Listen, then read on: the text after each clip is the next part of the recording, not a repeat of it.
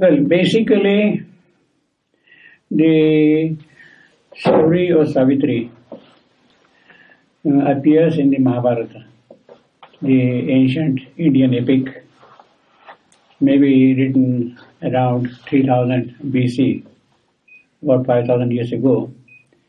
The story appears for the first time in the Mahabharata.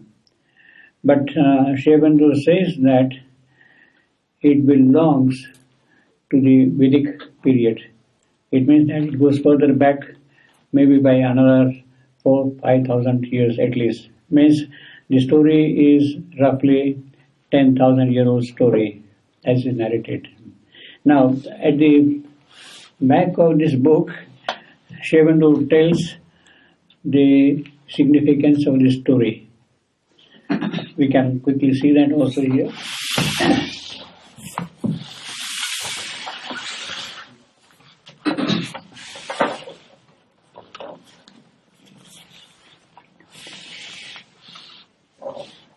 The tale of Satyavan and Savitri is recited in the Mahabharata as a story of conjugal love conquering death. But this legend is, as shown by many features of the human tale,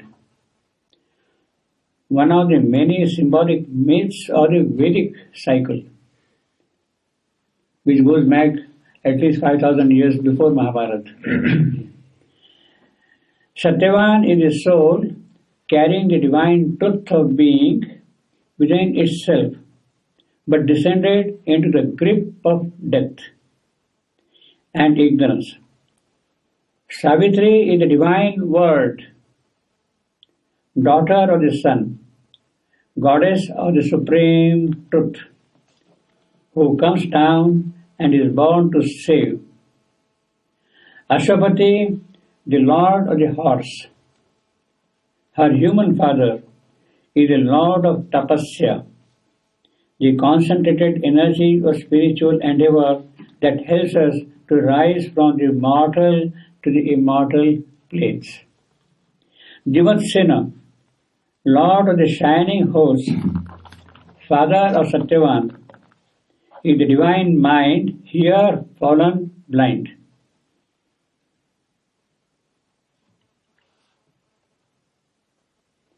Losing his celestial kingdom of vision, and through that lost his kingdom of glory. Still, this is not a mere allegory. The characters are not personified qualities, but incarnations or emanations of living and conscious forces with whom we can enter into concrete touch, and they take human bodies in order to help man and show him the way from his mortal state to a divine consciousness and immortal life. Now, this is a letter which Shreyabandu had written to one of his disciples in the 1930s, explaining the significance of Savitri, the tale of Savitri. At that time, Savitri, of course, did not exist in this form. He had made a number of drafts and it was still being worked out slowly, you see. But people knew, the disciples at that time knew, that he was working on a major epic, which later on was called, of course, Savitri. And they wanted to know what that Savitri is. And in response to that, he had written out this letter. Now, here he is basically referring to the concept of the Vedic cycle, the story as represented. But Shreyabandu has extended that thing beyond the Vedic cycle, in the sense that it is not only conquering death, but also converting, transforming this life into the divine life. In fact, that is the basic message of Savitri. And in order that that has to happen, It has to happen only by the direct action of the divine himself. The transformation is a thing which has to happen only by the divine action itself. Now, this action, we might say, consists of two parts. One is the will, and the other one is action, execution of the will. The action part of it is the aspect of the work of Savitri. The will, what we would call sankalpa, is an aspect of Ashwapati. Ashwapati, that phrase by itself means, Ashwa means horse, Pati means the Lord. And Ashwa in the Vedic terminology stands for life forces. So he is the master, he is the Lord of the life forces. All the life forces are entirely under his control. And only when he becomes Ashwapati, the Lord of the life forces, then the work can begin. So, that is what Ashwapati would mean. Same way, Savitri, its root is in the Sanskrit language in what is called Savitra. Savitra is a sun god. You can say in our language, supermind, the supramental sun god, Savitra. And the daughter, the issue of the sun god is Savitri as a female. Savitri as a female issue of the sun god Savitra. So basically you already see in these names the divine play or intervention or what you want to call it, or action taking place upon earth in the mortal world. Mortal world, that is the earth. In Sanskrit, it is called Mrityu Loka, the world of death. Mrityu Loka. And it is in this Mrityu Loka that the action has to take place. Now, the whole problem is the problem of manifestation, of creation. Why Mrityu Loka, why these personalities or great powers should come and do all those things? It is the problem of creation. And what the Upanishad would say is that the Supreme, in a very suggestive manner, says, the Upanishad says, the Supreme felt himself alone. He was absolute. There was no companion of him.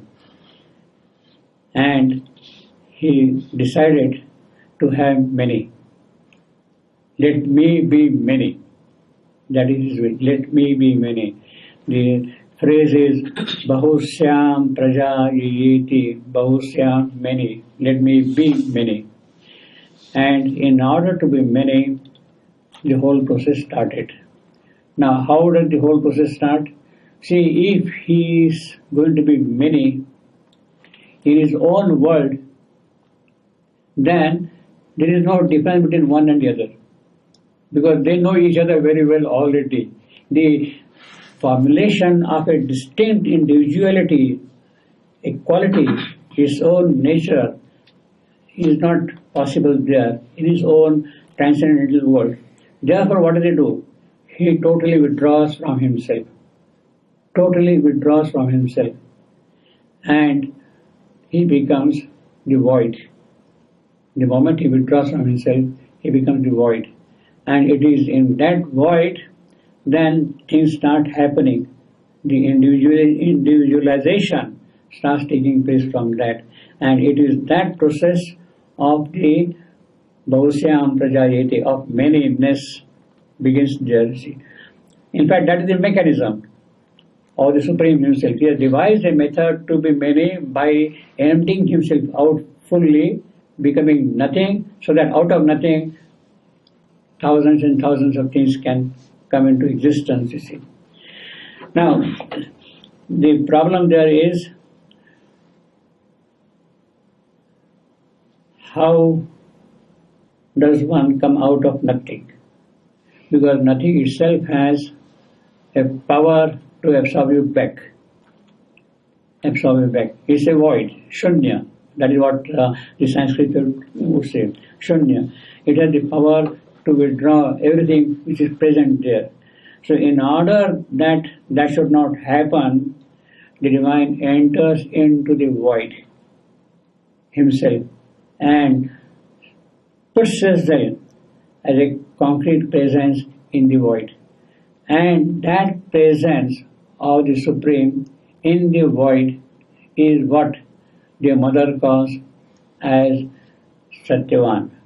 The Satyavan is the avatar of the Supreme who has stationed himself in the void. So that is the beginning of the whole process. Satyavan is the Supreme himself who has taken that position in the void, which becomes the foundation, the base for him to grow onward. Without that, the growth is not possible. Now, in order that the base is, well, basically you can say that the base is provided for things to happen, but that is not sufficient. So constantly there has to be also the descent of the Supreme to lift up things slowly, one by one, like that. That is the process of the creation. In fact, in the story of creation narrated by the mother, you have all these great details. Maybe sometime we can read them also, or unless you have not read them, you see. So now what happens there is that the Supreme himself comes again and again to establish higher and higher levels of consciousness. He comes through the process of evolution. He builds up now gradually greater and greater states of consciousness, produces or gives rise to different forms constantly. And now, so in the beginning you had the material creation, then you had the life creation, then you had the mental creation, and beyond that will be now the creation of the higher being, what the mother calls, what Shivananda calls the supramental being. Now the transition from the mental to the supramental is a very radical kind of a transition. It does not happen so easily as perhaps the way the transition from life to the mental has taken place. There has to be a different kind of a tapasya to be done for that transition to take place. And for that purpose, the divine comes himself as what we would call an avatar.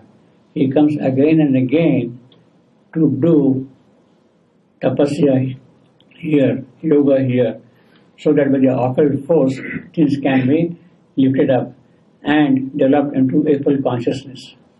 Now, there are two things again here. One is, as I said, the will, and the other is the action, the execution. The execution part is the part of what is called Shakti, the force, the consciousness force. The will is a part of the Supreme himself as being, as soul, as Purusha. In fact, in Savitri, you will find constantly mention of these two things, presence and power. Shiva, Shakti. Well, he doesn't use the word Shiva and Shakti, but effectively that thing, presence and power, being and nature, the self and consciousness. These are constant pairs which appear in Savitri. Now they represent in this language of the legend as Ashwapati and Savitri. Presence would indicate the presence of Ashwapati, and the power would indicate the presence of Savitri. She is the one who executes the work. Now, it is from that angle, if you see Savitri, basically this is a poem of running into about 24,000 lines. Complete poem, 24,000 lines. Of these 24,000 lines, roughly 12,000 lines are devoted to the work connected with Ashwapati or presence, and the other 12,000 lines to the work connected with Savitri. So, in a certain sense, this is a kind of this is an epic which is comprising of two epics in one. The epic of Ashwapati and the epic of Savitri as it combined in one. So, in a certain sense, one might say that to call this as Savitri, emphasizing only the work of Savitri and not so much of Ashwapati, would be little inapplicable. Why you are calling this Savitri when half of the work is connected with the work of Ashwapati? Savitri is also a work of Ashwapati. Pardon? Savitri is also a work of Ashwapati. He brought her out. Yeah, that's right. So we are coming. That's right. Yeah. But basically, we have to understand that Ashwapati's work is necessary for Savitri to do her work. And therefore, all that is described in this 12,000 lines becomes the basis for Savitri to do her work. Without that, she cannot do this part at all. In fact, in the very third canto itself, the very opening line itself, of the third canto,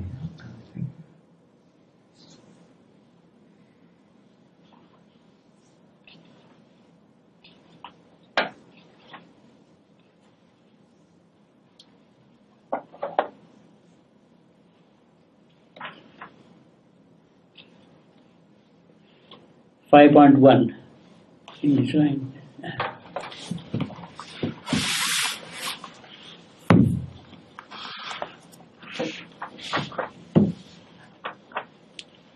You have to go by 5.1 in the beginning.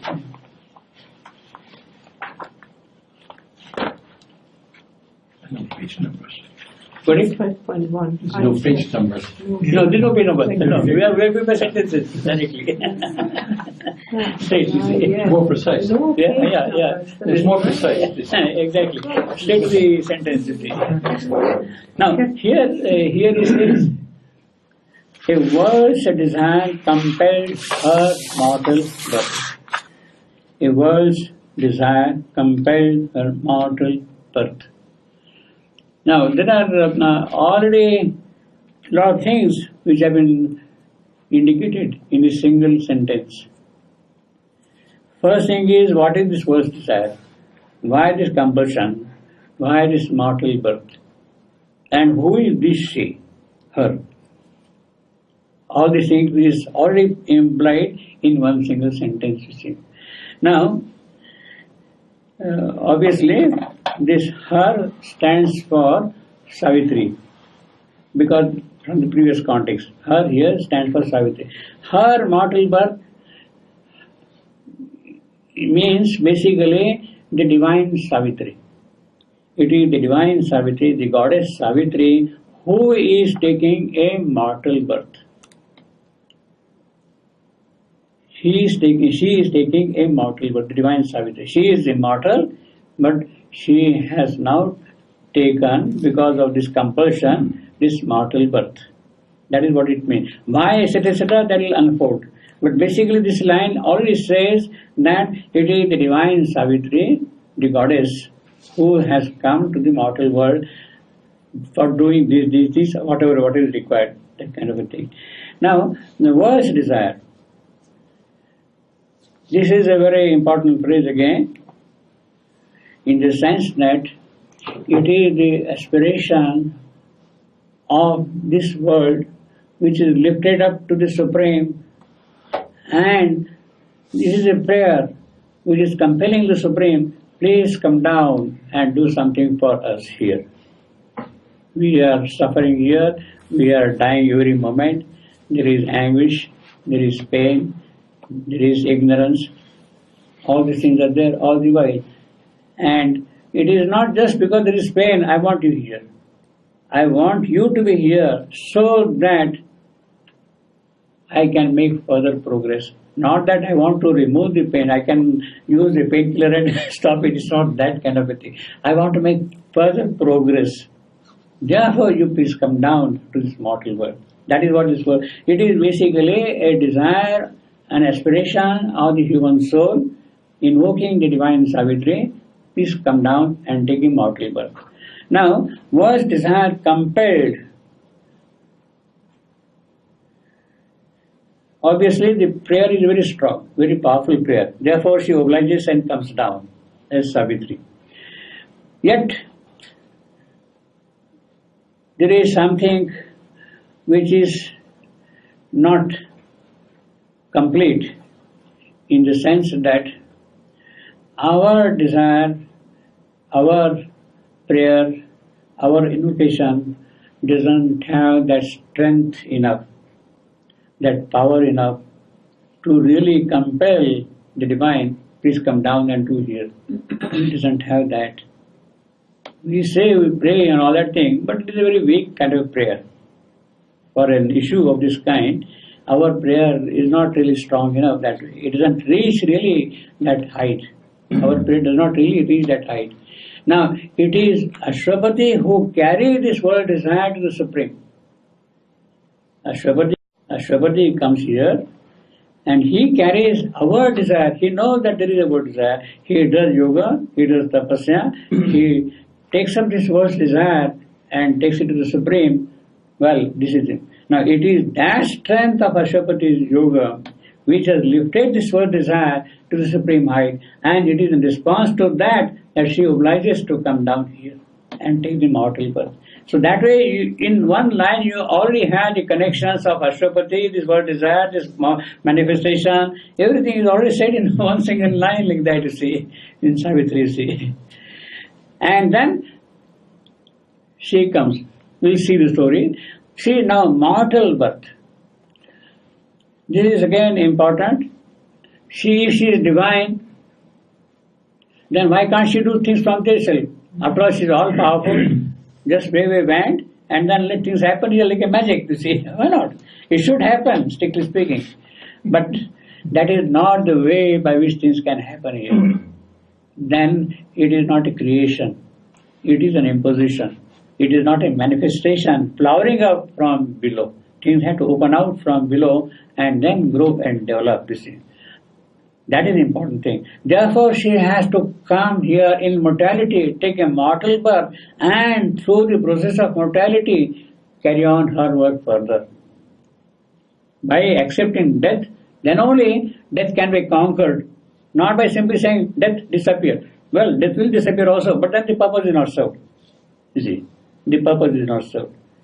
So she comes here, takes the birth, she confronts death, and then conquers death, and things happen further, you see. That is what one line already says, all those things, you see, completely. But, in fact, you must have seen, you must have read also many times, in that little book, Shivandu, The Mother. You know, there is a phrase where he says about the Divine Mother, she condescended to pass through the portals of the birth, that is the death. She condescended, she agreed, she accepted, condescended to pass the portals of the birth, that is the death. Unless that thing is there, death cannot be conquered, death cannot be transformed. The process cannot be carried out at all, you see. So she comes here, she suffers for all that kind of a thing, and then takes the work further onward, you see. So in that sense, in one line, you already have the whole story of Savitri, you see, completely. If you go back and forth like that, it describes everything straight away, you see, like that. Now, from this point onward, he has already told you a worse desire compelled her mortal birth. Worse desire, I have told you. In fact, in the Upanishad, in the Veda, there is a description of the sacrifice of the Purusha. The being, the Supreme Himself, sacrifices Himself and gives up the mankind. He establishes the order here. Now, that sacrifice of the Purusha is possible, or the being is possible, because the gods, then the demigods, and the rishis on this earth, the well-developed souls, the sages, they pray to the Supreme that unless you sacrifice yourself, things cannot progress here. And they made the sacrifice of the Supreme Himself in the fire, and then things started opening out. And because of that sacrifice, the cosmic order was established. The cosmic order was established because of that sacrifice. Certain kind of rhythm, certain kind of regulation, all the things. Even death is also a part of that order, of a process for a certain purpose, in a certain manner to get things done. So death is also a part of that process, that of cosmic order. And it is by the sacrifice of the Supreme that this has happened in this creation. Now, in other words, what I'm trying to tell you is that the essential thing is there has to be a will, a desire, an urge, an invocation, a prayer from our side to lift up. And then the gods will come, the demigods will come, the sages will come, and he will carry out the work. In this particular case, to bring down her mortal birth, it is the Supreme Himself. He comes here as Ashwapati. He does yoga tapasya and then lifts up the soul of this earth to the higher heights, to the supreme heights. And then the work begins from that point onward. Now, in between, in case you want to ask any questions, you can always ask or say, yeah. I just had one thought when you said that. Why is it that the book is called only Savitri, while the half of the book is dedicated to Ashwapati's yoga? Yeah. And it just reminded me that Sri Aurobindo most often referred, he always emphasized to the mother. He always referred people to the mother. He kept himself in the background, and I see it very similar. Yeah. Well, actually, you see why half of the book is devoted to Ashwapati. As I told you, that he has to carry the worst desire to the Supreme. Somebody has to carry the worst desire to the Supreme. Who is going to carry? The Supreme Himself as incarnate. He Himself as incarnate, He has to carry the worst desire to the Supreme.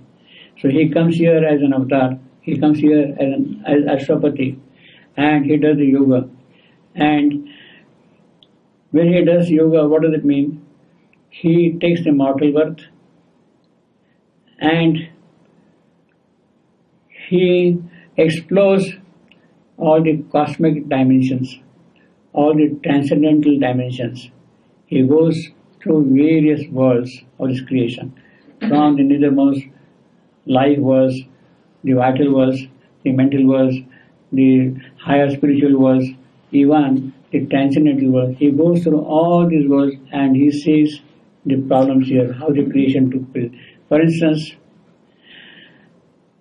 during his travel, during his exploration, at one point, he sees that life by herself is very beautiful, very dynamic, very assertive, very powerful, and she can do certain things, certain changes. Life in her own world, in her own plane, in the world of prana, in the vital world, she is very beautiful, very dynamic and all that.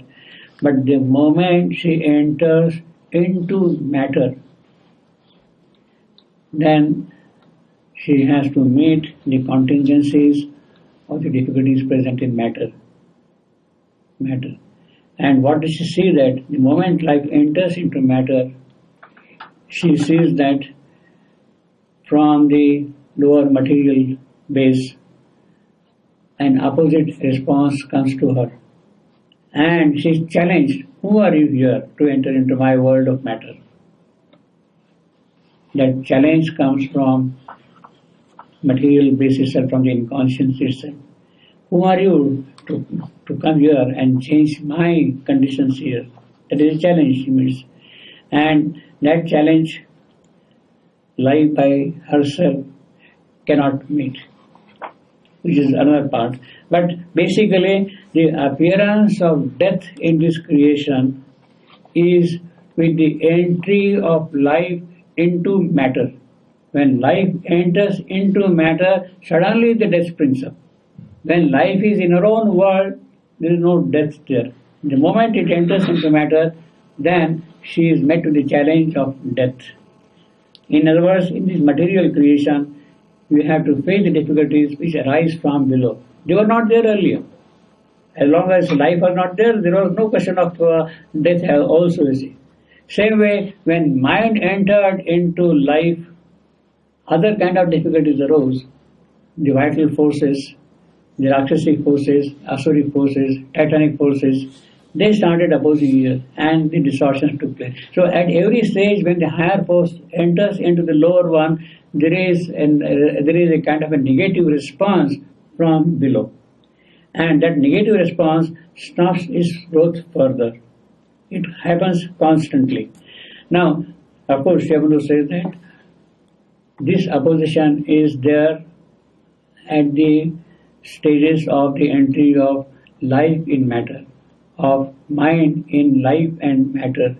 This opposition there. But that opposition will not be present, even if there is an opposition, will not be able to sustain itself when the supermind enters into matter. It is that power which will overcome all those difficulties and remove all the difficulties. So supramental descent is the only infallible power by which the real change can begin. Not until then. Because from below, otherwise constantly there is that opposition coming here. Of course, one might ask the question, why can't the supermind descend directly into matter? Why go through life and go through mind and go through this and go through this, and why can't the blessed fellow climate descend directly into matter, you see? Yeah.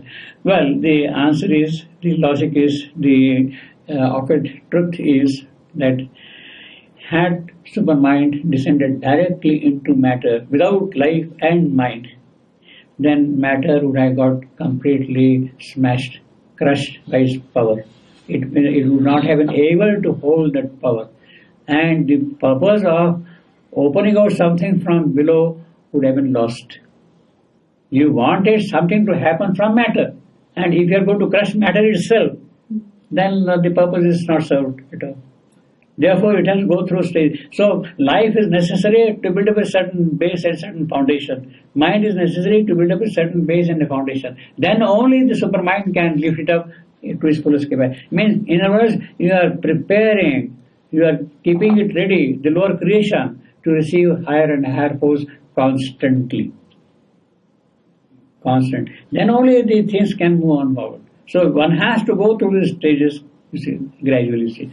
So when Ashwapati comes here, what he sees that this is the problem of material creation, that there is death, there is ignorance, there is suffering, and what is the solution for that? And then he says, okay, let me go to the mental world. Can I find some solution there? No, it is not there. Can I go to the spiritual world? Can I find a solution for this material creation here? No, it is not there. He explores all the cosmic realms. That is what is in the second book, 15 cantos, about 50 pages. He is describing the exploration. Is it possible to get me help from here, from here, from here, from here?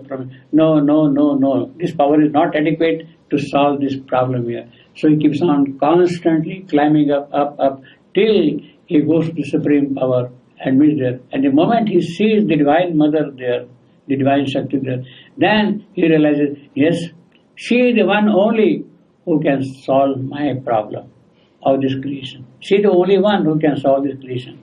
And then he compels her mortal birth to come down here upon earth. You see. He explores all these planes. Please come. She says no. Whole thing. So that is one aspect of Ashwapati's work.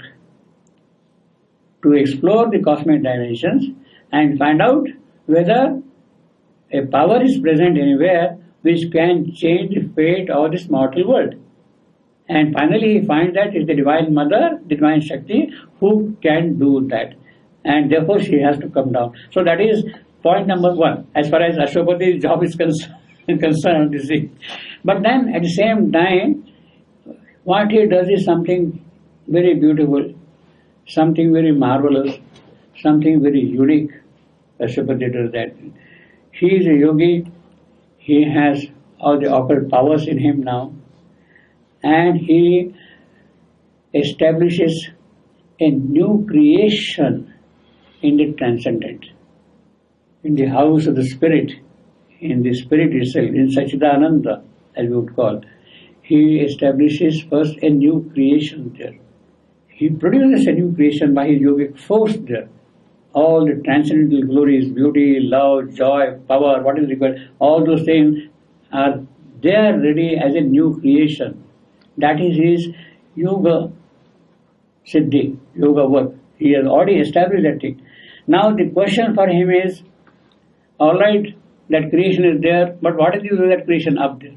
It has to come down here. It must come down here, then only it has a meaning. He has established that creation so that eventually it comes down upon earth. And now again, he says that this is not my problem. My problem is, my issue is, my concern is, my business is to establish a new creation. I have done it. To bring it down is the concern of the divine Shakti, of the executive power, the will and action of the executive power is the one who will bring down that creation here upon earth. And therefore he says that, look, Divine Mother, you please come down here and do this part of the work. She prays to her. He compels her again that unless she comes here, that new creation which is produced here cannot get established here upon earth. That is the second part of the work Ashwapati has done. First part is exploration, find out where the divine power exists which can change things upon earth. Second part of the work is he has already created a new world there, beautiful transcendental world which must eventually come down upon earth. And it is this divine power alone who can do that kind of a thing. That is the second part of Ashwapati has done. The third part of Ashwapati is, which is also very important, in fact which is the most significant part in the context of Savitri.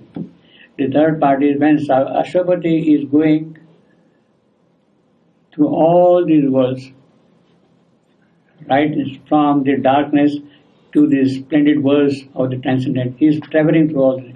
What he does is he comes here as the Supreme, as an avatar. He comes here as an avatar. When he goes from this world to this world to this world to this world, he leaves his presence there behind. He leaves his presence here. He leaves his presence here. He leaves his presence here. He establishes his consciousness through all these cosmic dimensions. The most important part from the point of view of Savitri's work, he lives his consciousness throughout these realms, in all these realms, yes, in material world, in the vital world, in the mental world, in the spiritual world, he lives his consciousness there. And it is that consciousness of the Supreme in all these worlds which becomes the support for the work of Savitri. Savitri cannot do work in the vacuum. Without the base is there, without the foundation is there, she cannot do any work. You have to have a base, you have to have a support, you have to have what is called in the Indian language adhara, support. Unless that adhara, that support is there, she cannot act. So Ashwapati has established that support for the divine dynamism to operate in this creation. Therefore he has already done three things. One is exploration, find out where he can see the power which can transform things here. Second thing is, he has created a new world up there which must eventually come down upon earth. The third thing is, prepare a ground for Savitri to carry out her work upon earth. So that is the first part of Savitri's, of the epic Savitri. The second part is secondary. Well, this is the general background I can say, but in case you have any questions, then I can answer perhaps. Yes, please. I never realized that actually by his traveling through these worlds that he established the house of the new creation. By establishing? by traveling through these Yes. layers that actually he established, he created this. Absolutely, yes, yes. That is true. He has established his consciousness everywhere, and he has provided that foundation for the work of Savitri. She has to have a luminous base to work. And that luminous base is Ashwapati's presence throughout the cosmos. When Ashwapati comes here, then this is what he does as an avatar. You see. But he does it all on his own. He is not authorized by her. It's just that he understands this is what needs to be done and he's doing it. Yes. And he has her word, after that I will come. Is it? Then he stands for it. Because it says compelled mortal birth. Yeah. But this is after she consents, Yeah. I come, Yeah. but then she waits until he's done all this work. Yeah. Then that's what you're saying is true. He compels her birth, and then he steps aside. Yeah. Then he steps aside because she's there now. But she has to wait until this is established. Obviously, yeah. Now he is narrating in a certain manner now. Why Savitri has to come, under what conditions she has to come, and the necessary base which has to be prepared. That is what is given in the first half, about 12,000 lines of Savitri. You see, and then from that point onward, her work starts. He has compelled her birth. His job is done. He stands aside. She will do now. You see. And you said he created a world, a new creation. Yes. So this is He has already created the new world there. Yeah. Now the question is how to make it material. to make it ice. It's a supermind, is it? No, Manifestation on the material plane. This is No, this is new the world, new supermind. creation is supermind. Yes, of course. Yeah. Of course. Yeah. Just confirmation. No, of course. Supramental world he has already produced there, created there, up there. But the supermind already existed before, isn't it? Yeah, but now he has created a world up there already. Now it has to come down upon earth. Yeah, Yes, but the supermind was already there. I mean, yeah, was existent, already there before self-existent. Ashwapati came Yeah. and created it. It was It has been within there always. Satchidananda is always the supermind. Yes, it has been always there. Yes, It has to be yes. there. Without that, nothing can happen here. Exactly. Yeah. But in the course of the manifestation, you go through certain stages. Supermind in the transcendent is always there, and it is constantly exercising this influence, this pressure upon the earth.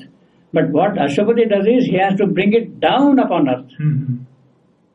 It's standing here and acting from there is one thing, and making it work from here itself is another thing. And he creates a connection. Connection, that's right. Yeah. After it's up to Savitri. Yeah. She has to bring it down now here. It is another work. Yeah. Yeah. So as far as the supramental world is concerned, he has already established. Now, mother's work lies in that. What is there, she has to bring it down here on the material plane. For example, in the record of yoga, Yeah. Sri Aurobindo's diary, it's striking how he's always going higher and higher Yeah, and that's higher, right. and describing the different levels with Different all levels. kinds of names, Yeah, Sanskrit, Greek, yeah.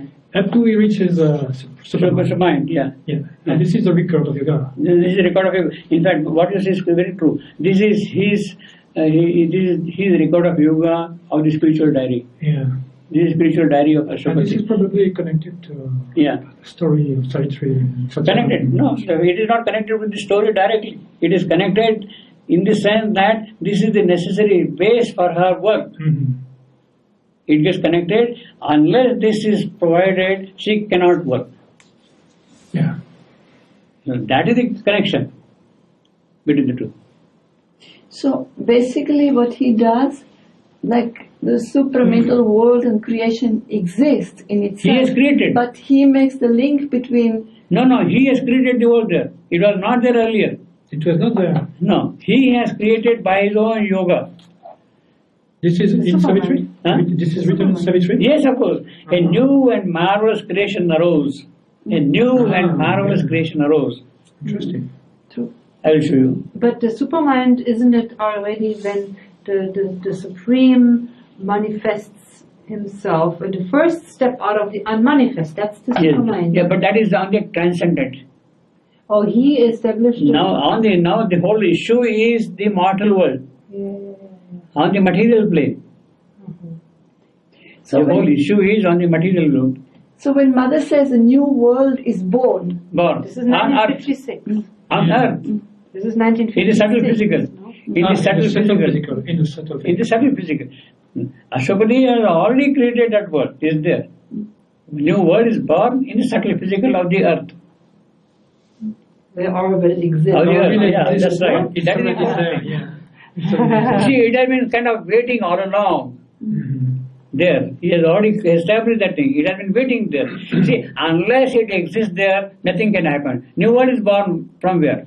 Yeah. Not out of vacuum. It is there, and it is that which has to come down. Yeah. It is something like a prototype. Yeah. It is like a template. It is like to say. Template. Each one of us has a counterpart up there. We exist here because there is something up there. Unless that exists, nothing can exist here. That's true. So Again, the new one has to exist here. Only is possible only when it is there. Yeah. I wanted to say, again, in the record of yoga in 1914, I think, 1913, 14, 15, Sri Aurobindo has different vision of a city. Yes. I don't know if it's connected to the No, Supreme well, Consciousness. Savitri Again, does vision not- of the city is a vision. No, that description is not there in Savitri in that sense. No. Let me see. I mean, just questioning. Maybe because he has several times this vision of the city, so maybe it's the origin of Aurobindo, I don't know. where does he say that? Vision of the city?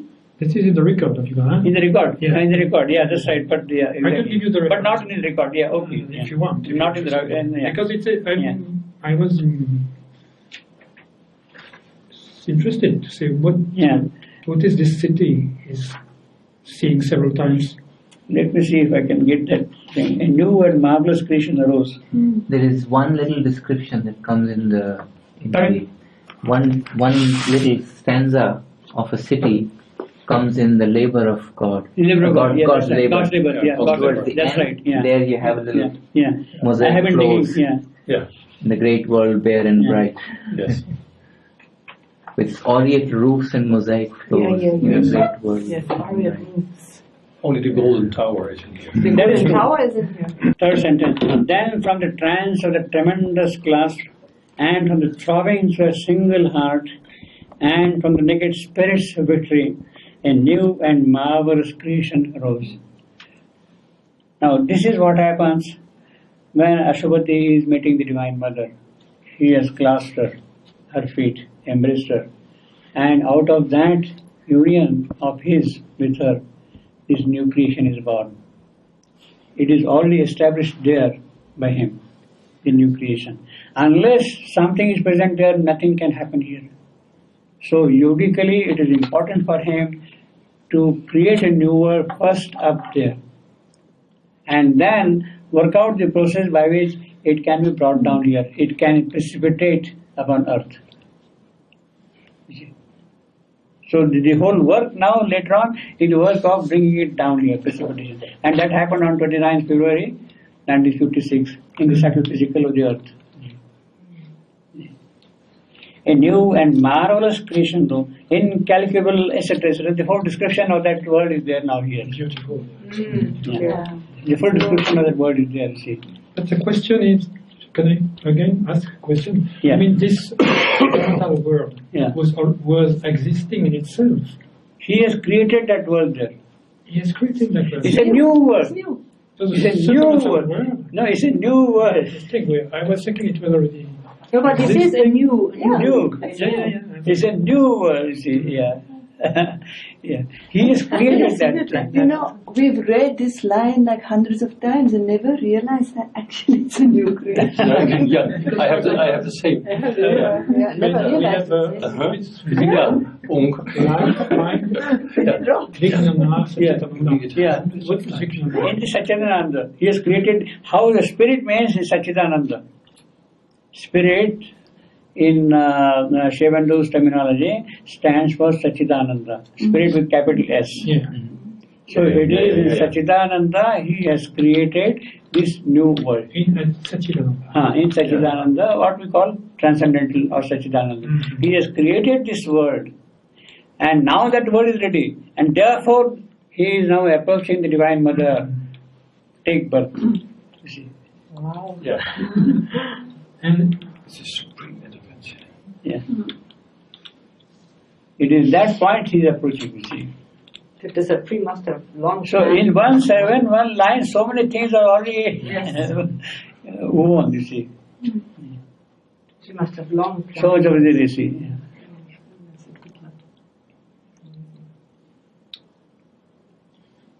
Vijnana, Vijnana. according to Shaubido, is Vijnana, yeah. Vijnana, is Yeah. supermind. Supermind, yeah. And Yeah. Vijnana is just But he doesn't use the word Vijnana, it's all right, but basically he says supermind or supramental. I ask you just your. Yeah, no, it's so Vijnana, yeah. Sat, Chit, Ananda. That is, Sat is truth, consciousness, bliss. Yes, yes. And Vijnana. Vijnana below on the. No, scale. it's the same. Four are simultaneously. Oh, simultaneously. Four are simultaneously. You see, four are simultaneous. All of them as one single entity. Yeah. Satchit Ananda Vijnana. It is a single being, single spirit, is it? Below is our mind and other things. We are. Yeah, we For mind, yeah. so- Yeah. We are also here down below, yeah. Somewhere. Yeah. But we are here now. Yeah. And we try to understand. We try to catch. No, this is a very But important yeah, line. yeah. Yeah. Absolutely. Yeah. This is an important line, you see. Yes, sir. And all these pages are for this particular line. Without this cannot happen. Mhm. Oh. He doesn't even underline it. Huh? Huh? Yeah. This is Yeah. Yeah. what she says. You read it. And I tell We don't you, understand it. historically, this line appears more or less for the first time around 1942. 42, so late. 1942, yeah. Shivandu has created that new world, yeah, 1942 or so. Oh. And the problem is now to bring it down. First time this appears around that time.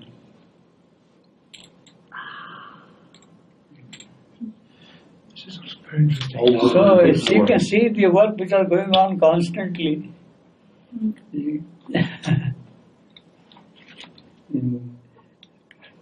Last 8 years were to make it down here, keep it down here. That was whole concentrated focus. Yeah.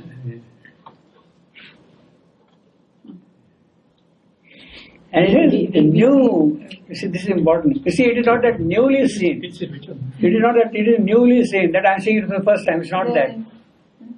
We don't know what the mother did 42. What did we do? What they did together. Yeah. What did they do after it was established? Yeah. Mother was, of course, aware of it, you see. See, What did you do? What did you actually, mother, in 1929 itself, the mother was trying to bring down the overmind gods. Yeah. You see, and then she dissolved the whole thing. She dissolved the whole thing. So, this line could have been, I would say, this event could have been sometime between 1929 and 1942. If you want to kind of pin it down, it will be somewhere there around. You see. I would tend to push it more and more towards 42.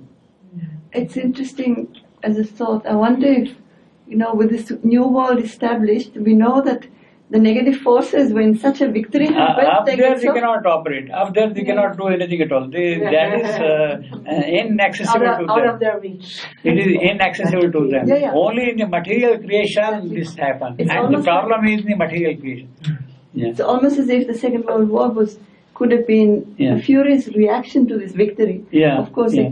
in the end they cannot win. So last time we saw a few aspects of the yoga of Ashwapati, what he had come here for, what he had done, essentially we saw that there were three main objectives in his taking birth here, coming down here as a delegate of eternity. The delegate of eternity is a phrase from Savitri itself.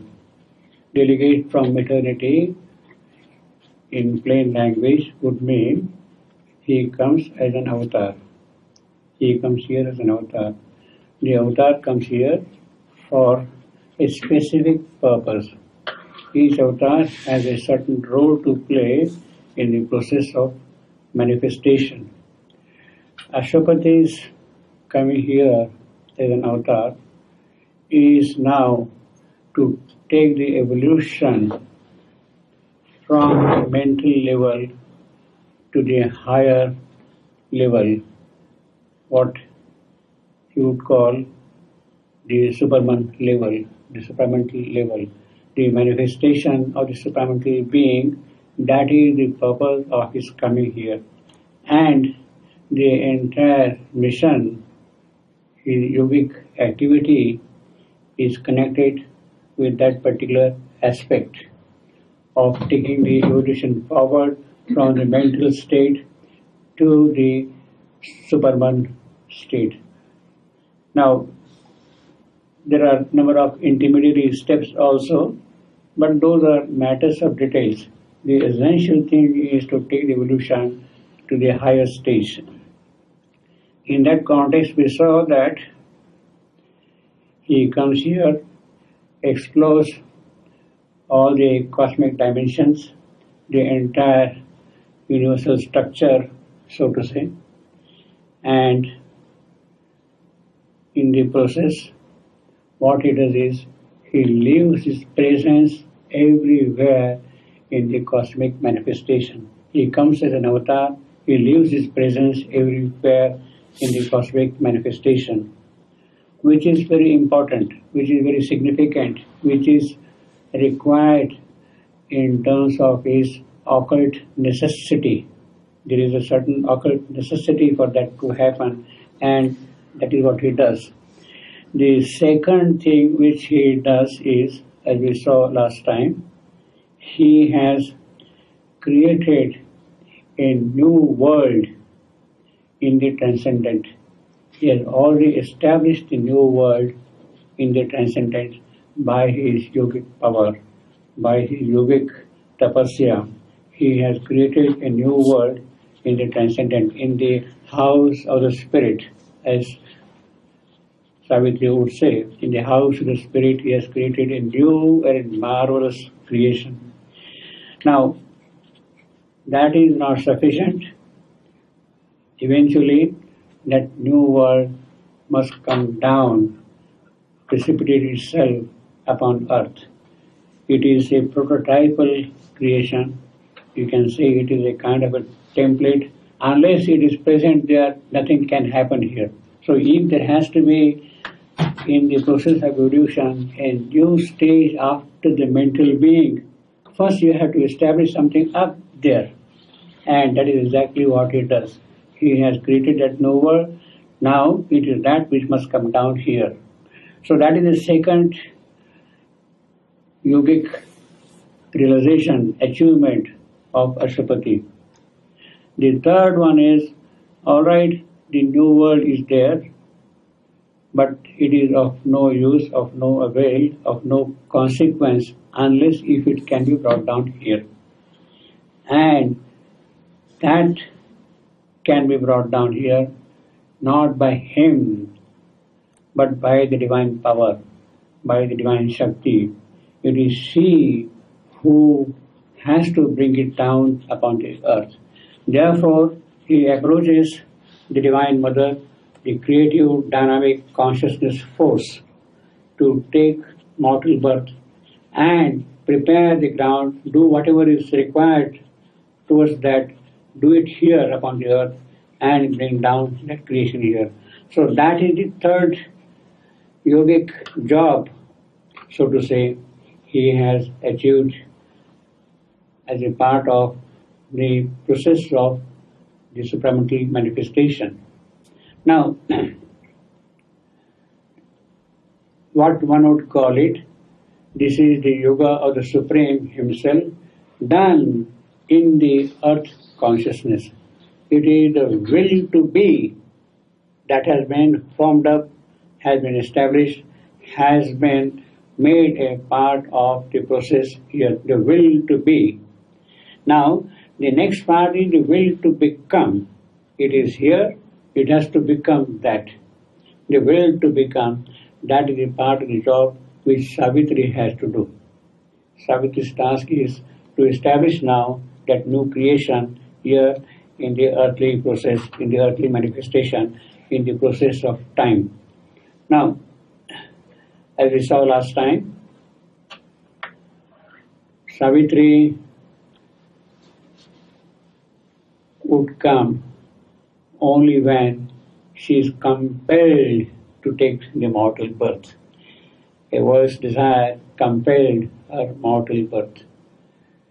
And the compulsion was forced upon her by Ashwapati, by carrying the worst desire to the Supreme.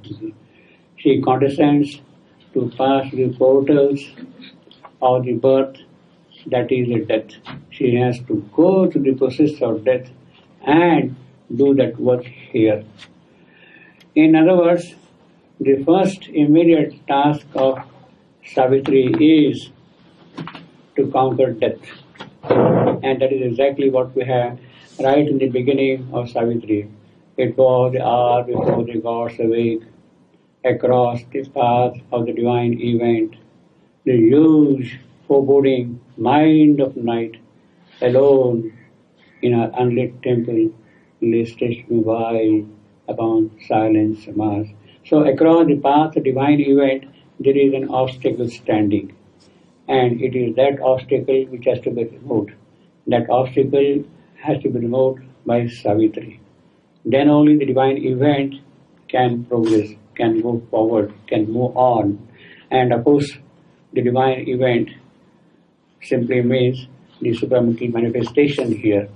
That cannot happen unless the obstacle which is standing across the path, across his path, is removed, is destroyed, is changed, is abolished, is transformed. Those are matters of details, but that has to disappear first thing. And Savitri's task is to remove that obstacle first. Now, what is that obstacle? The line says very clearly, it is the mind of night. Across the path of divine event, huge folding mind of night. It is the mind of night which is lying across the path of the divine event. Now, it is that mind of night has to go away. Now, what is this mind of night? It is a charged phrase. It is a very powerful phrase. It is not the spirit of night. It is not the soul of night.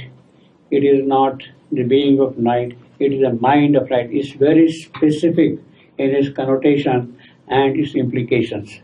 Now, we could perhaps understand this phrase, mind of night, by understanding what the mother has spoken of regarding the mind of light.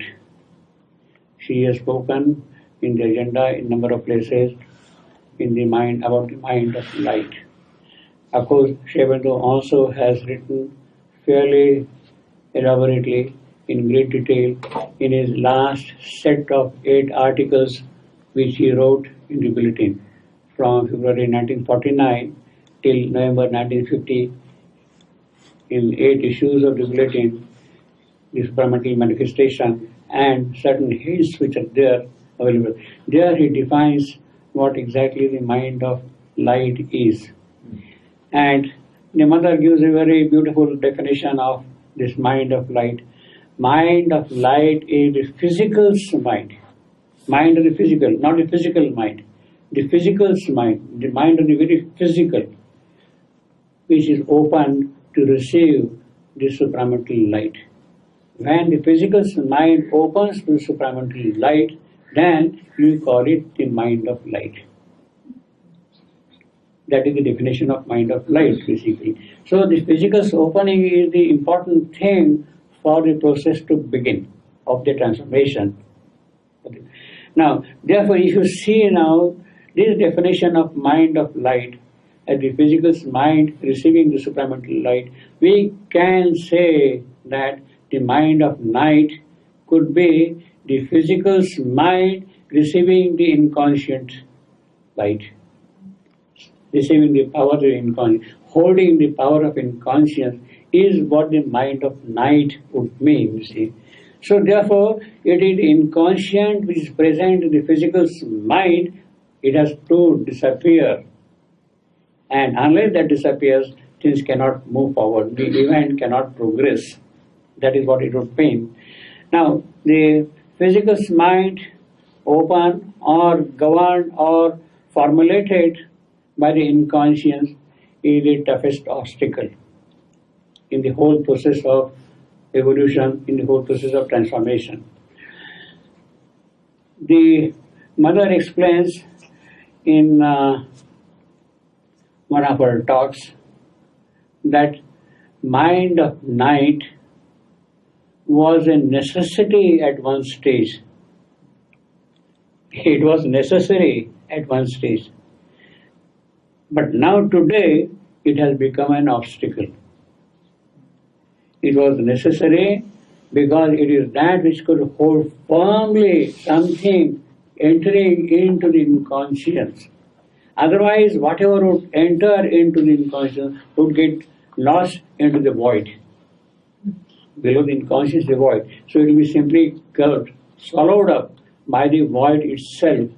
And in order to give a kind of firmness of what is being received, the mind of night was formulated as a necessary step in the whole process. Now, it is that mind of night, it must change. It has to get transformed. It has to disappear. And it is this mind of night which is, we might say, symbolized by death. Here in Savitri. Savitri has to meet death, conquer death, remove the obstacle, and then move forward. And that is exactly her task. She comes here to conquer death. In other words, we can say that Savitri, in a certain sense, in a restricted sense, is the epic of the conquest of death. Conquest of death. But that is not sufficient. That does not still complete the whole process. The completion of the process comes a little later. So, Savitri's first task is conquest of death. Conquest of death by taking human birth, which is the most crucial thing. She has to experience death herself here, meet death face to face, and then conquer death. So that is the basis of the part 2 and part 3 of Savitri. See, basically, as I said, Savitri can be divided roughly into 2 parts.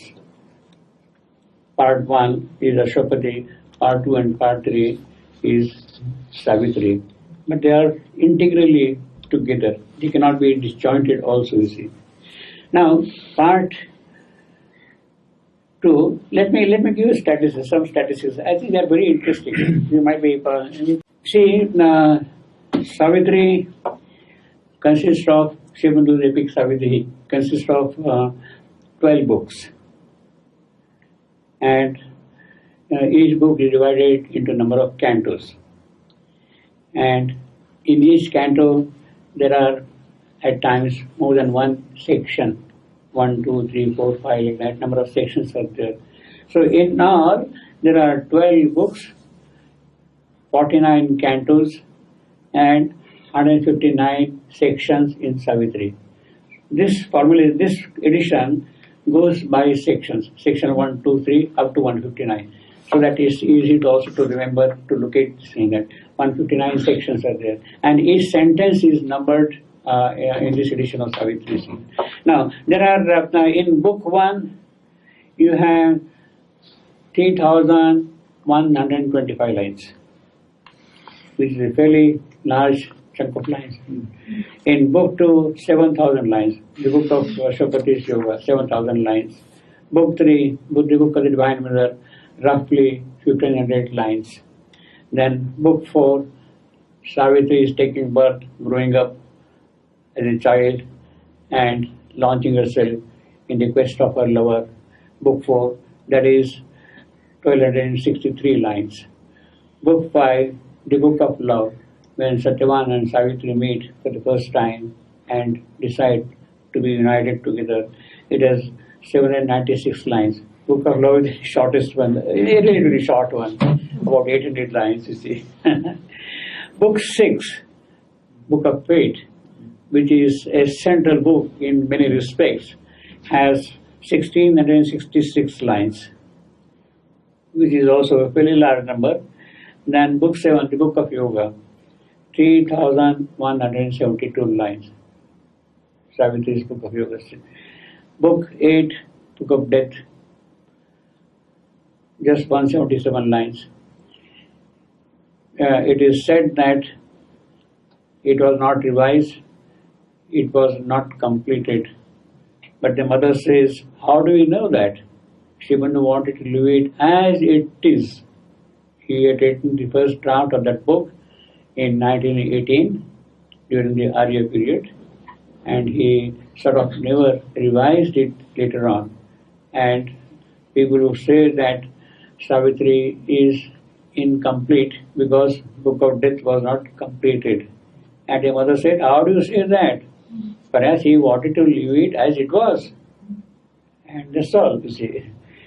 Then Book 9 and Book 10 dealing with death and dialogues and things like that, they together constitute roughly 3,000 lines. You see.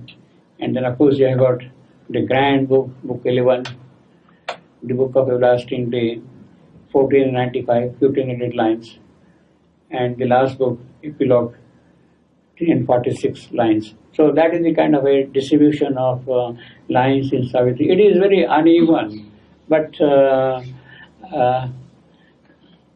it goes entirely by the trust areas in which things had to be got done. For instance, the Book of the Travel of the Worlds is the longest book. Book of Yoga, Savitri's Book of Yoga, is a sufficiently long book, and they are the crucial things in the whole thing. Now, what I would rather say is that Ashwapati's Yoga proper runs into roughly 11,000 lines. Ashwapati's Yoga. In contrast to Savitri's Yoga in Book 7, just 3,000 lines. There is a difference between the Yoga of Ashwapati and the Yoga of Savitri. By the way, when people say, oh, Book of Yoga, now immediately there is a tendency of saying that perhaps it is that which I have to follow. This is a Book of Yoga, so I must follow the Book of Yoga. My sadhana should be based on that. It is not so. It is the Book of Yoga of Savitri's Yoga. It is not my yoga, your yoga, our yoga at all. It is Savitri's Yoga. And Savitri's Yoga is specific. The yoga context is very specific. And the context is to get whatever is necessary to be got to conquer death. Her objective is fixed, conquest of death. And it is for that purpose she is doing yoga. I don't think our concern is to conquer death in that sense. That job is mother's job, and she will do whatever is required to be done for us. Our job is to remain open to her and do our own individual yoga. So the Book of Yoga is a very specific. In fact, each yoga, Ashwapati's Yoga, for instance, is not Savitri's Yoga. Savitri's Yoga is not Ashwapati's Yoga. They are distinct yogas for a certain purpose. In the general parlance, we could say that Ashwapati's Yoga is a spiritual yoga. Savitri's Yoga is an occult yoga. Ashwapati's Yoga is a path of spiritual ascension, or what is called the Vedantic Yoga. Savitri's Yoga is a path of going inward and from inward upward. It is occult path. It is tantric path. In fact, as early as 1912 or so, Shivendra writes in one of his letters to Motilal Roy in Chandranagar that a distinction has to be made between the Vedantic path and the occult path, the Tantric path. Motilal Roy was essentially more inclined towards the Tantric path, the occult path. And Shivendra said, no, our path is the Vedantic path or the spiritual growth. Now, one could also understand why he has said that in 1912, because by that time Shivendra and the mother had not met. The meeting took place 2 years afterwards. That was mother's domain, the occult. And he was saying to Motilal Roy, look, our path is the spiritual path.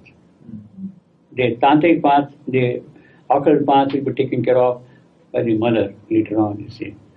And you can also see how the mother was prepared for the occult path by her association with Thion and of course Madame Thion. On one occasion, Madame Thion told the mother, your body is a very special body. And she said that there are 12 pearls in her body. She speaks of 12 pearls in her body. Now, this is something very exceptional, very exceptional. In fact, later on, in 1949, when a decision had to be taken that one of them, the mother of Shivendra, had to leave to carry on the work further, the mother said, yes, I am ready to go. Shivendra immediately stopped her. No, you cannot go. If necessary, I will go. Your body is prepared, is a special body for carrying out the work of supramental descent and transformation. Your body is made specially for that kind of a purpose, and therefore you cannot go. You have to stay back, you see. Now this is the important thing. In other words, the 12 pearls, her body being special for the purpose of the physical transformation, these are all occult aspects of the whole process. And we have to recognize their importance also when the work is being done in that manner. So mother had to stay back and do the work because it is the aspect of the will to become in the physical, and she has to carry on that work, you see. Now, in fact, in Savitri, on a number of occasions, we have very specific kind of statements. She tells to Yama, to death, on one particular occasion, look, my body, the sons, the supramental sun are conscient in my body, in the physical self, that conscient. Her body was specially prepared, and the sons were conscient in her body. I know why I have come, what for I have taken this birth, what I am supposed to do, that I am fully aware of it. She asserts to him, my body, the sons were conscient in my body. Let me see if I can get that line exactly. My body's sons. Sons. Asian. Yeah, she says that. Yeah. Is it the chakras? Pardon? No, not chakra. What is the suns? In the physical cells. They are in the very physical, not just operating centers of activity. The very physical. There is a flame which burns in my body constantly in all the parts.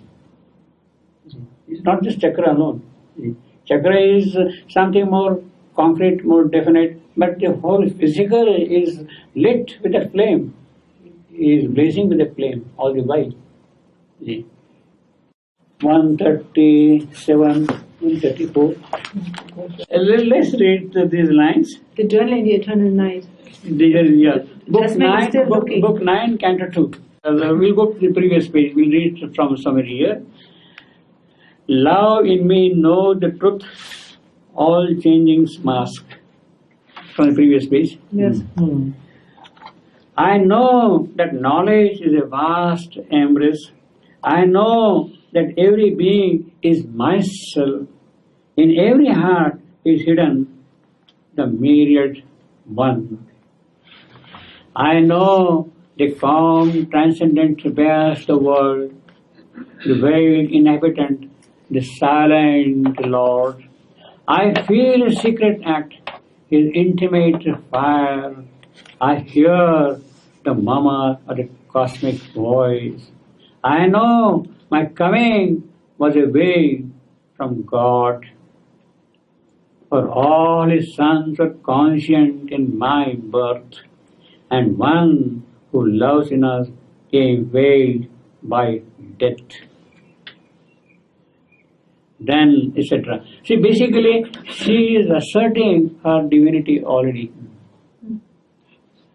her avatarhood, that she has come as a very special person. I know my coming was a way from God. That is incarnation. That is direct incarnation itself. Yeah. I know my coming was a way from God, for all his sons are conscient in my birth. That is a kind of a special birth which has taken place here. Yes. In fact,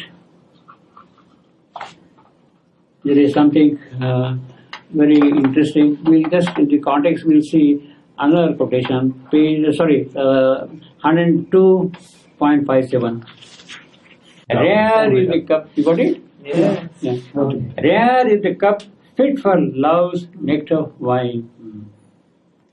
As rare the vessel that can hold God's birth. See, I mean, it again re-emphasizes the speciality of their physical preparation for this purpose. Rare is the cup fit for love's nectar wine, as rare the vessel that can hold God's birth, his soul made ready through 1,000 years. So the birth of an avatar is prepared 1,000 years ahead of time. He is born in 1872, but it must have started 1,000 years earlier. A soul made ready through 1,000 years is the living mold of a supreme descent. Then the supreme descent, that is the avatar root which takes place. A mold is like a mold? A mold, no, you pour Oui, something c'est la in. même chose. Ah, okay, mold. Yeah. So it is a kind of vessel in which the descent takes place here. Suppose that is the living mold of a supreme descent. Supreme descent, nothing but avatar root, and it takes 1,000 years to prepare such a body. So mother's body was prepared over a long period of time, the whole process, with all those sons being conscient at her birth. A very special kind of a birth in that sense. Now, we have therefore number of hints like that in Savitri about how the avatarhood enters into the process, how the birth takes place, what kind of physical body is prepared for them on that. Now, in the essays on the Gita, there is a chapter called the process of avatarhood. The process of avatarhood. There, Sri Aurobindo, the purpose and process. Purpose is of course there, the process is more important.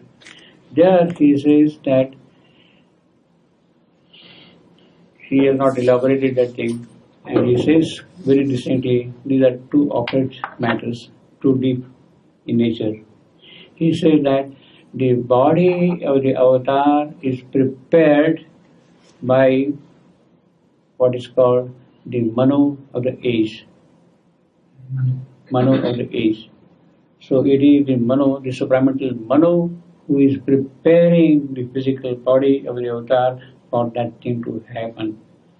Each avatar, when he comes, his body is prepared by a specific kind of a being, and then the occult process happens there, and in a way you can say it is a sort of a precipitation in the material world on the earth of that whole process, you see.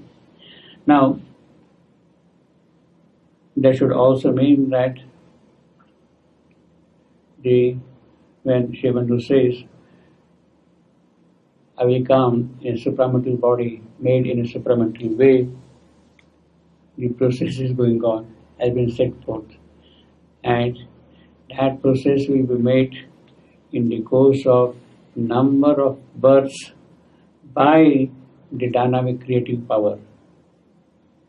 He is there, he is operating, occultly everything is there. But here on the physical plane, if that has to happen, then she has to come here, take human birth, through human birth, prepare the necessary ground for that kind of a birth to occur.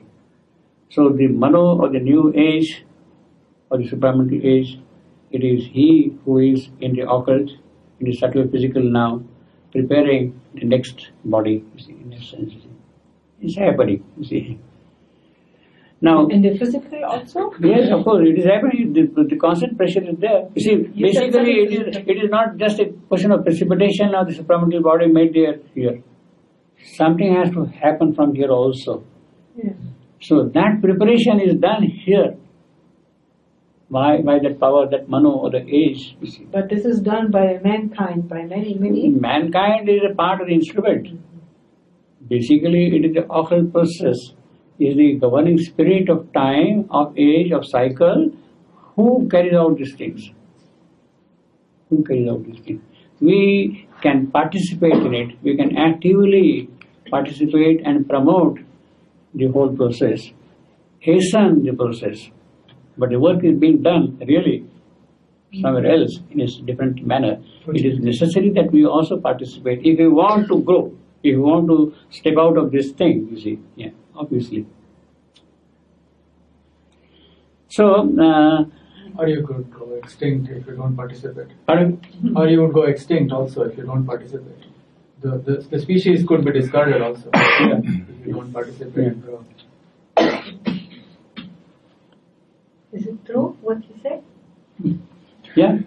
The species could be extinct. The one who will not participate, he will be extinct? No. Will be? Extinct. Not extinct. Extinct, If the he said. human No. Human being. No. The species. The species. Ah, okay. Yeah. Species, you see. Yes. You see, basically, Okay, you better jump on the train or you die. That's yeah. you miss the train. You miss the You see, train. I will put it this way. Whosoever refuses to progress, he will go. Sure. He has to disappear, he will go away. So it is our choice whether we want to go away or we want to make progress. You see. That choice is there and that option is also there. We want to do this fully, you see. And nature has brought all these things up to a certain point to the mental level when man can consciously participate in her work. That participation is expected and it will promote her work, definitely. It is promoted. If he is not going to participate, he will be left by the wayside and the evolution will march on. There is no doubt about that. But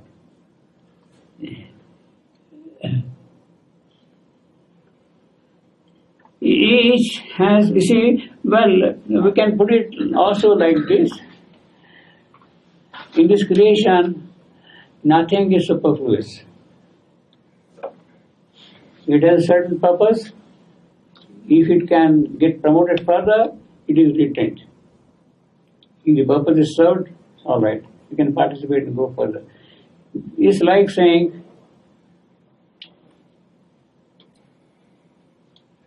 you see, in our daily life also it happens, in our competitive life, if you are not able to progress, you are thrown back and pushed out, you see, from the scene.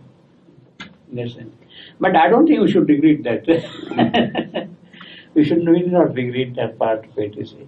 Because those who have that kindled aspiration in their soul, who are making conscious effort, whose urge is to make constant progress, I think they are taken care of, you see. They are taking care of Yeah, him. they are taken care of. Yeah. That you can do this. Yeah, but it was always my question. Yes. In the evolution, what will happen with those who are not participating? They will disappear. If they are not participating, if they are not As a soul, soul is different. Soul is there to promote itself in nature, in evolution. Soul will not disappear at all. Usually, The the soul who form, participates. the form will disappear. The form, yeah, okay. Yeah. But if the soul of this form, because usually when we participate in the evolution, it's our soul who participates, not our body.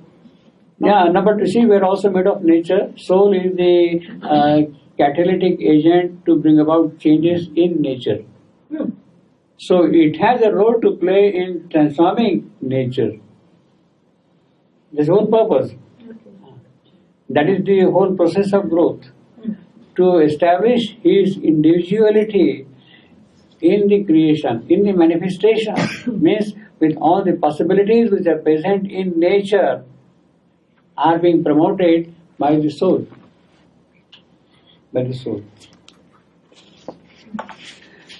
I think there are a couple of passages in Savitri, there are a couple of passages where Sri Aurobindo talks about those who refuse, who are opposed. No? That's true. They'll be The answer is that's there. right. Yeah, it's true. It's true. Yeah. But then when you oppose, then what happens with the soul? No, if the soul is alive, if the soul is making progress, it will go through a number of stages, come again and again, and develop itself through. See, we are talking about species is one thing and the soul is another thing. Yeah. I know, but what? So the soul can grow, although the physical, mental part, the Yeah. lower parts Yeah. oppose? No, I mean, see, the basic urge of the soul is to go to the divine, to move towards the divine, to let the divine inhabit itself in it. But then nobody can go against, because We the are soul not. always wants to No, progress. we are not, but that does not mean that the soul is not aware of it. The purpose of the soul is that.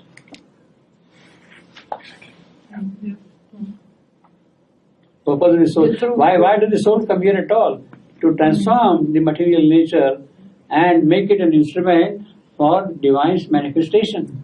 Psychic being Yeah, that's right. coming to the front. Yes. Where Sri Aurobindo speaks of the mother's outstretched arms are there to receive her rebel sons, is he referring to human souls refusing evolution? See, human soul is an agent to make things move forward. It is that which works upon nature, and then it makes progress. See, for instance, you have a certain kind of a mental life, certain kind of a vital life, but that is not still open to the divine. So it is the purpose of the soul to make it more and more open to that, you see. This is evolution. Huh? Evolution That's right, evolution, yeah. It's the evolution of consciousness. of consciousness. Yeah, of consciousness, yeah. Not of species in that sense. Mm.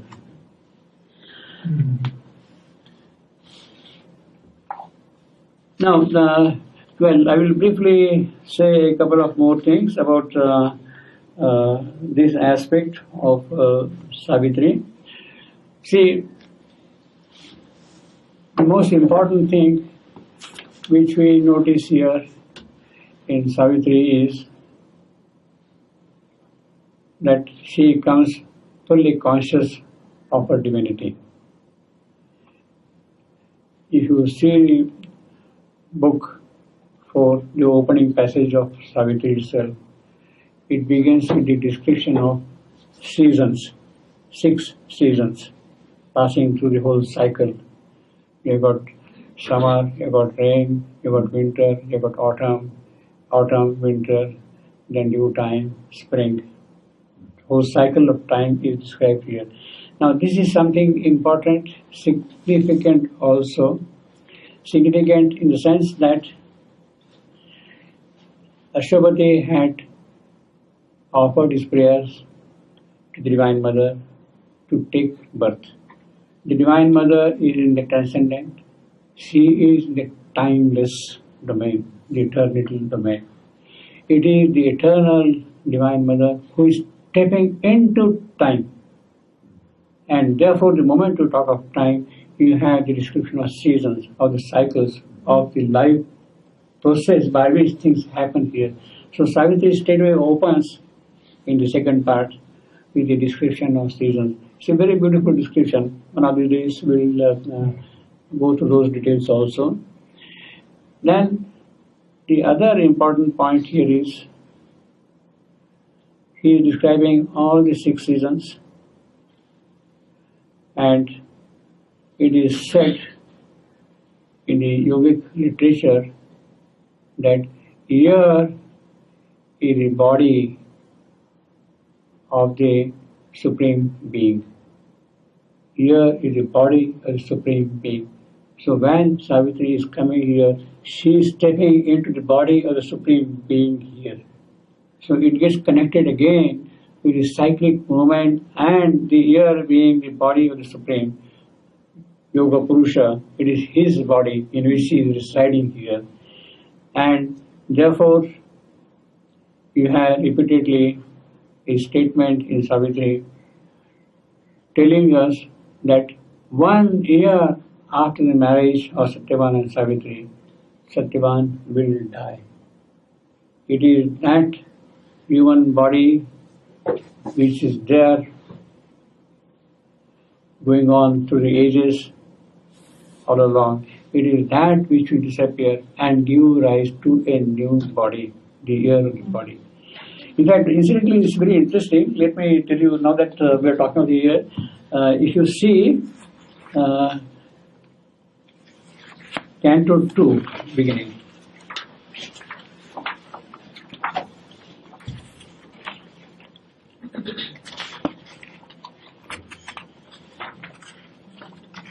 Canto 2. See, 3.1 onward. Well, we are going to 3.5. 3.5. In the beginning.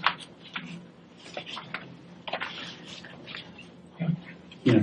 Now, see, very interesting. And you know how it happens. What is that year? How things happen. In Canto 1, you got exactly 341 lines. Last line here, 2.42, that is 241 lines. And this particular line, 3.5, 12 passionate months led in a day of fate. That is the 24th line of the canto.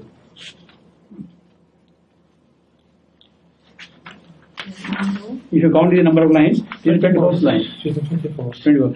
In other words, this line, 12 passionate months led in a day of fate, is the 365th line of Savitri.